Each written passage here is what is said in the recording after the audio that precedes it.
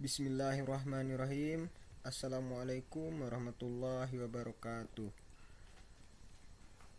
Baiklah, kali ini saya akan menjelaskan dan memaparkan makalah kami pada kelompok 4 yang berjudul Kewirausahaan dalam Konteks Organisasi Pemerintahan, yang diampu oleh Hengki Yandri MPD Cons, yang beranggotakan yang pertama Selvi Dwi Anjani, yang kedua M. Reza Fadilah, Windy Bahayani, Septian Alanda Putra, dan Nofrial.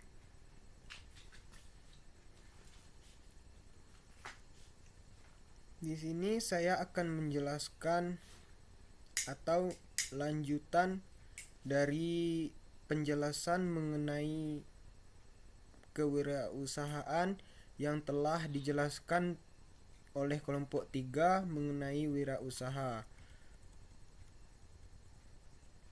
Yang kita flashback sedikit, kewirausahaan atau entrepreneur dalam dunia bisnis telah banyak dijadikan pilihan bagi sebagian besar pelaku bisnis. Entrepreneur telah dianggap memiliki kemampuan untuk mandiri dan berhasil, dan bahkan memberikan peluang kerja bagi orang lain. Itulah yang disebut dengan entrepreneur. Dengan berentrepreneur tidak saja memungkinkan orang dapat melakukan sesuatu yang sesuai dengan apa yang mereka inginkan, namun di samping itu juga berentrepreneur akan mendapatkan kebebasan keuangan dan waktu yang cukup untuk melakukan berbagai kegiatan yang mereka sukai bersama teman-teman dan keluarganya. Itulah yang disebut dengan wirausahawan yang telah dijelaskan oleh kelompok sebelumnya. Nah, sekarang kelompok 4 akan menjelaskan apa itu yang dimaksud dengan kewirausahaan dalam konteks organisasi pemerintahan.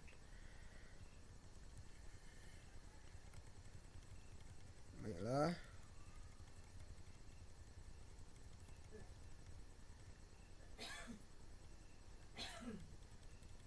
Ini sudah dijelaskan oleh kelompok 3. Sekarang kelompok 4 akan menjelaskan lanjutannya, kewirausahaan dalam konteks organisasi pada pemerintahan.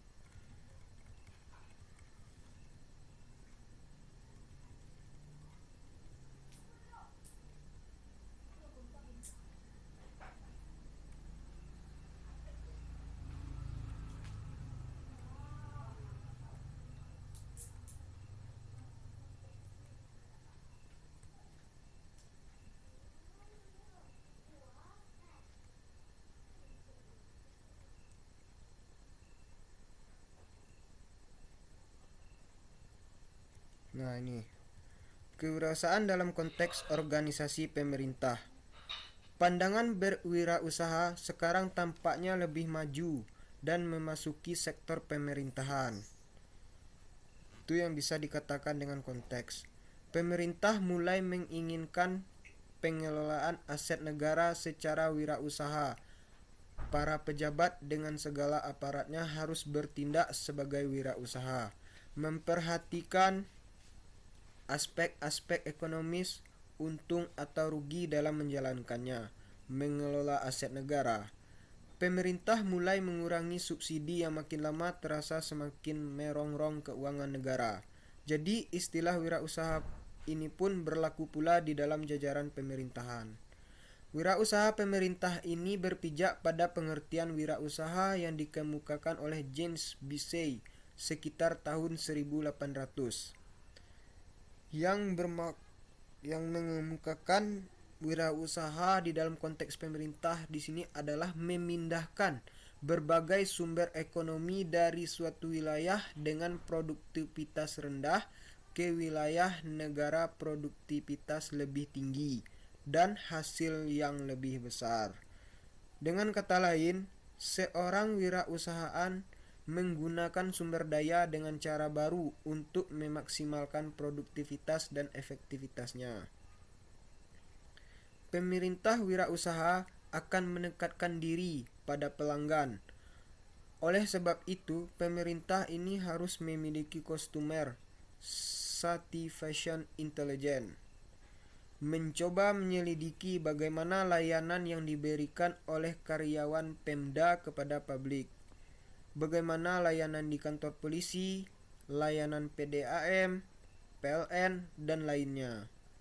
Jadi, lakukan survei pelanggan, kontak pelanggan, wawancara pelanggan, surat menyurat, kotak saran, pejabat penyelidik keluhan, buat kotak pos, nomor telepon, bebas pulsa untuk saran dan saran.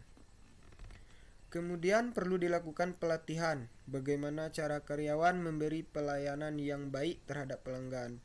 Jika ada ketidakpuasan yang dialami konsumen, harus segera diperbaiki dan harus segera direspon. Itulah kewajiban wirausahaan dalam konteks pemerintahan.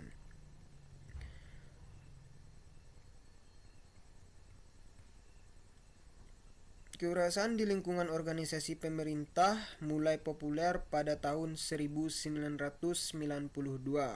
ketika David Osborne dan Gebler mempopulerkan 10 prinsip menata ulang birokrasi pemerintahan, reinventing the government, yaitu pemerintah katalis, pemerintah milik masyarakat, pemerintah yang kompetitif, pemerintah yang digerakkan oleh misi, pemerintah yang berorientasi hasil, pemerintahan berorientasi pada pelanggan, pemerintahan entrepreneur, pemerintahan antisipatif, pemerintahan desentralisasi, dan pemerintahan berorientasi pasar.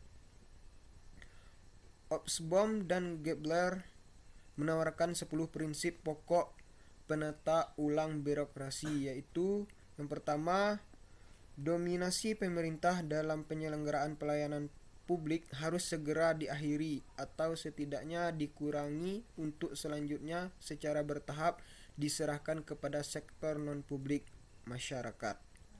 Yang kedua, memberikan sepenuhnya masyarakat otoritas serta kepercayaan untuk mau melayani dan menolong dirinya sendiri, to help for self-help, bukan sebaliknya, melulu diladeni atau dilayani apalagi dicekoki.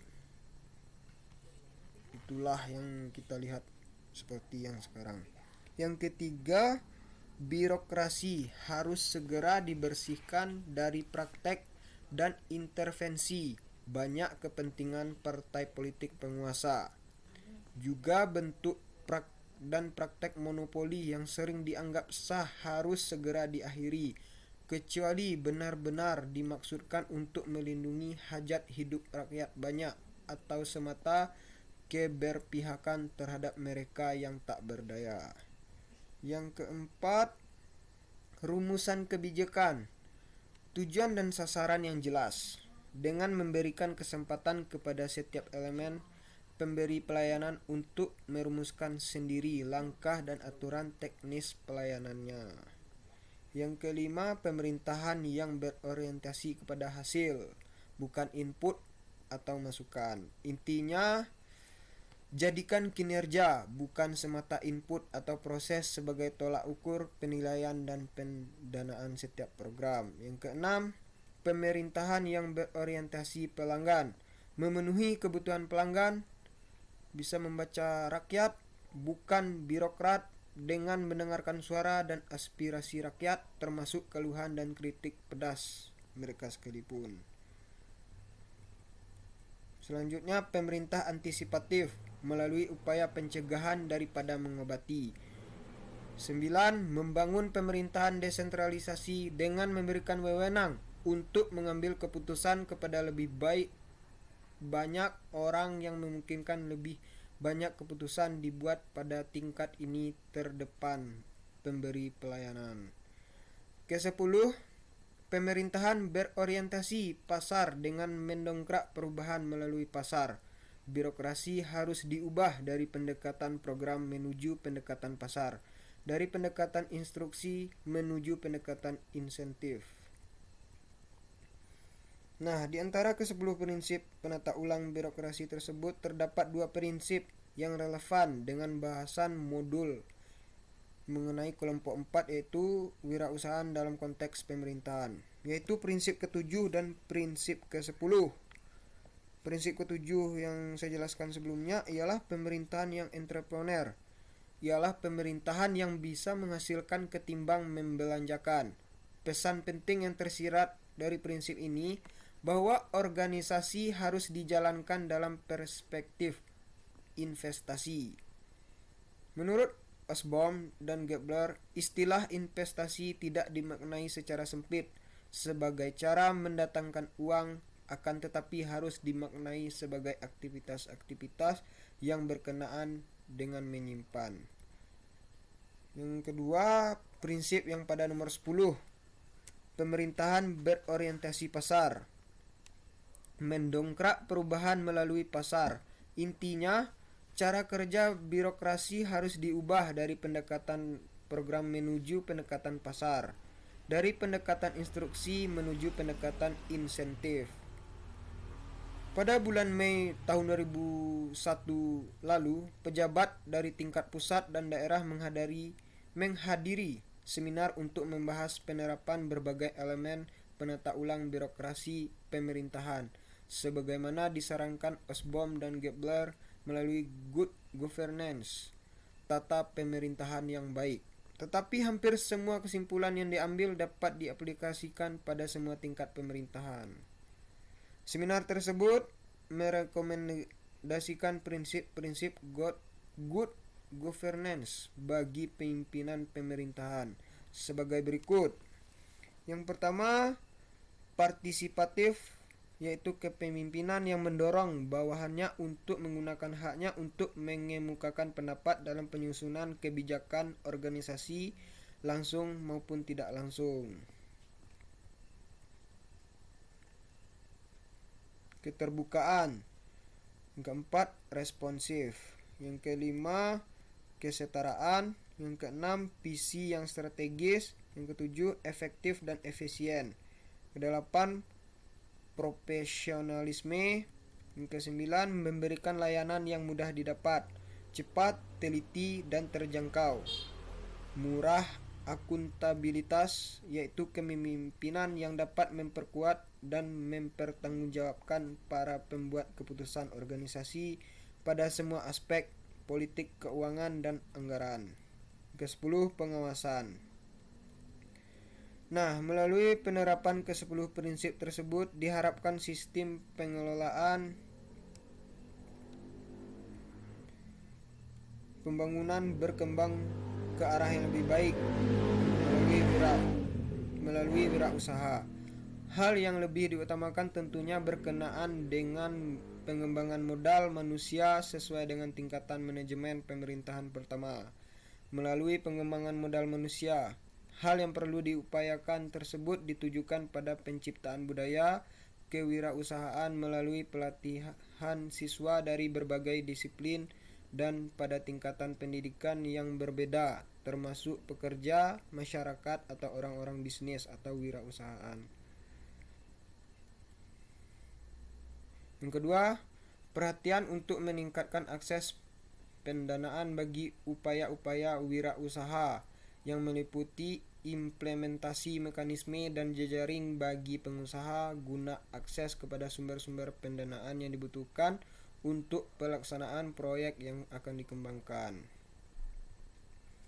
Nah, jadi dapat disimpulkan wirausahaan dalam konteks pemerintah di sini bahwa pemerintah juga perlu masyarakat atau wirausahaan yang baik untuk diajak kerjasama supaya negara ini dapat maju, karena kita bisa mengembangkan atau menciptakan pemuda-pemuda wirausahaan yang akan